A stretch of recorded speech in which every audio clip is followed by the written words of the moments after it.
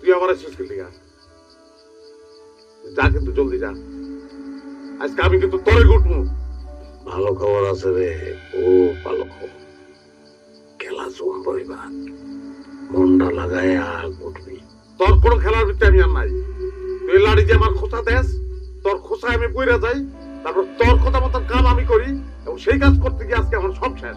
আমার ঘরে বউ থাকতে বউ নাই, আমার সংসার নাই, কিচ্ছু নাই, এরকম একটা পরিত্যক্ত জায়গায় এইটা কারণ আমি আশ্রয় লইছি। তুই আমার শেষ করে বলেছি, আমার জীবনটা ছেড়ে বেড়া করে বলেছি, আর একটা খোঁচা যদি তুই দিছিস আমারে, খবর খারাপ করে দেবো তোর। মজা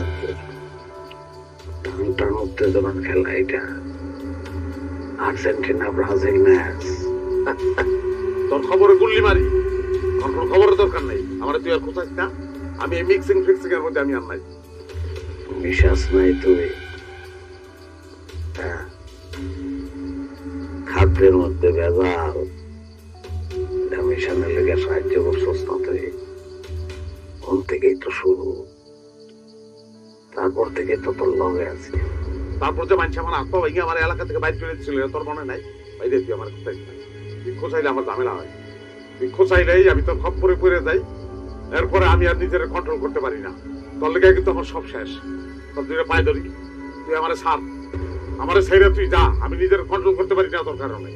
আরে পাগল, কিছু মেলা মানুষের দাবা, কিচের ভিতরে খালি কেরাসিন খাইলাম। তারপর মানুষ আমার ধরে কাবাব বানায় পিকনিক করবো।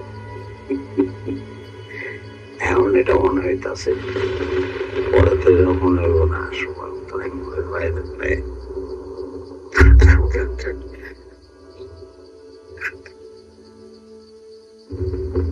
যতই কস, মানুষের খাওয়ানোর মধ্যে আমি কেরাসিন মিশাইতে পারবো না।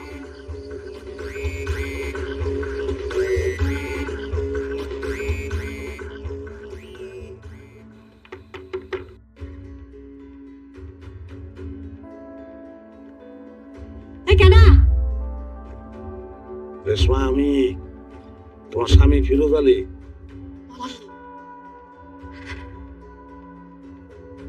আমি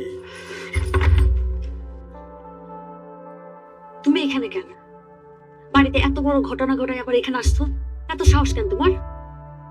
সারাটা দিন কিচ্ছু খাইনি, জঙ্গলে জঙ্গলে পলাইছিলাম।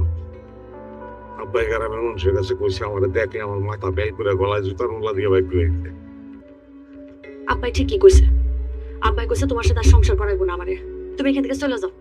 আব্বা দেখলে কিন্তু তোমার মার নাই, আমারও ঘাত বাড়াতে মাইক খাও, অসুবিধা আছে, কিন্তু তোমার ছাড়া তো আমি থাকতে পারবো না। ওই যাবো, চুপ করে দরজাটা খুলে দাও, ওরে ঢুকা আস্তে করে শুয়ে করবো। তুমি এখান থেকে চলে যাও।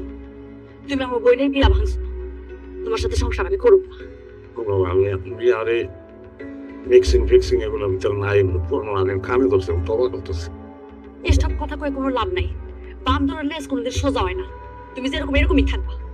আমি তো কথাগুলি তোমার কইতে চাইনি, সমস্যা হয়েছে ভিতরে এসে তোমার বুঝাই দিই। যা কর এখান থেকে দূর। তুমি শয়তানে খুশায়। ইয়ে খোসায় তোমার? শয়তানে খুশায় তোমার কয় যে তুই বেদাল লাগা, এটা লোক এটা মিশে, এটা লোক এটা মিশে, বইতেই থাকে। আমি আর পরে নিজের কন্ট্রোল করতে পারি না, আমি কেমনে যে কি করি আমি জানি না। তুমি নিজেই তো একটা শয়তান, শয়তান তোমার কি খোসাইবো? তুমি আমার কথা বিশ্বাস করতেছো না, যেটা কইছি এটাই সত্যি। শোনো, সে তোমার স্ত্রী, আমি কইতেছি তোমার স্ত্রী আর কি আমি কোনোদিন মিশা কথা কইতে পারি না।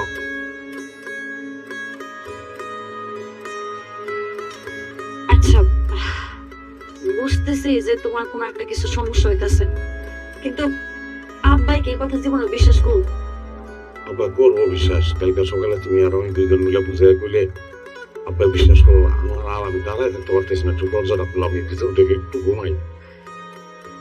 আচ্ছা, দরজা খুলতাছি, আস্তে আস্তে ঘরে ঢুকবা, চুপচাপ ঘুমায় পড়বা। আব্বাই যদি জানে তুমি কালাম করে দিবা একদম। আব্বা টেরে আস্তে দরজার খিলটা খুলো, আসবে।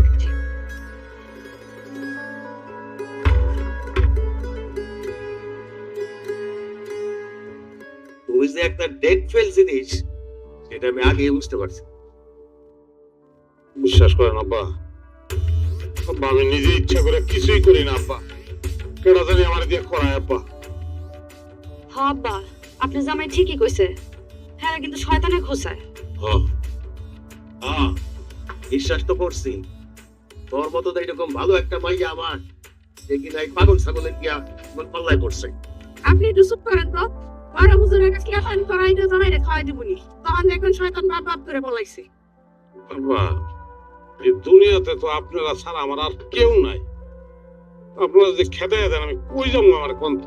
আরে বাবা রে, তোমার শাশুড়ি তো কইলই বড় হুজুরের কাছ থেকে পানি পড়া আইনা দিলে সব ঠিক হয়ে যাবো। হ আব্বা, আর রোজি বিয়াটা ভেঙে ভালো হয়েছে, ওগুলো তো ঠিক মতো ভালো মানুষ মনে হয়নি। তুই তো কবি, তোর বিয়ে তো ভাঙে নাই, বিয়ে তো ভাঙছে আমার। কাইছেন রে, তুই একটু চুপ কর তো। লাজ লজ্জার মাথা ফিট। একটু চুপ করো, আমার কথা শুনতে হয়। পানি পড়া খাওয়াও আর কবিরাজি করাও, যা খুশি তাই করো, কিন্তু এরপর থেকে যদি মিক্সিং ফিক্সিং আবার হয় তোমারে কিন্তু আমি বাইন্দা পিঠা মুখাই দিলাম। না ভাই, এর ভিতরে আমি আর কোনোদিন যাবো না। আমি কি মিক্সার, আমার মিক্সিং করতেই বলি, দরকার নাই। জামাই বাবা জি, শোনো, তুমি সুস্থ হওয়ার আগ পর্যন্ত তুমি কিন্তু ভুলো আর কোনো খাওয়ানোর আশেপাশে যাও। আর তুমি তোমার ওই ঘরেই থাকবা, ঘর থেকে বাইরেই বই। দরকার পরে আমরা তোমার খাওয়ান ঘরে দিয়ে আসবো। হ্যাঁ জি আম্মা, আমি খাওন দরের কাছে আর যাবো না। উড়ানটা তো বেশি ময়লা হয়ে গেছে, আমি একটু ঝাড়ু দিয়ে হালাই। না, কোনো দরকার নাই।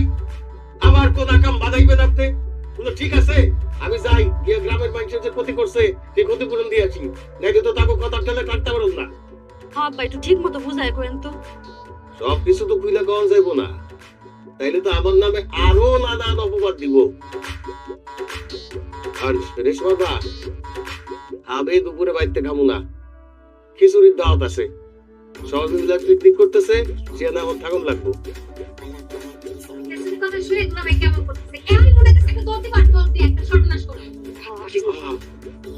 আমি কন্ট্রোল করতে পারতেছি না, আমার মনে হয় আমি যাবো।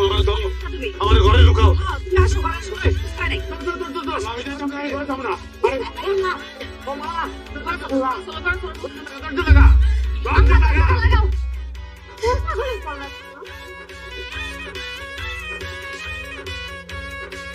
তাই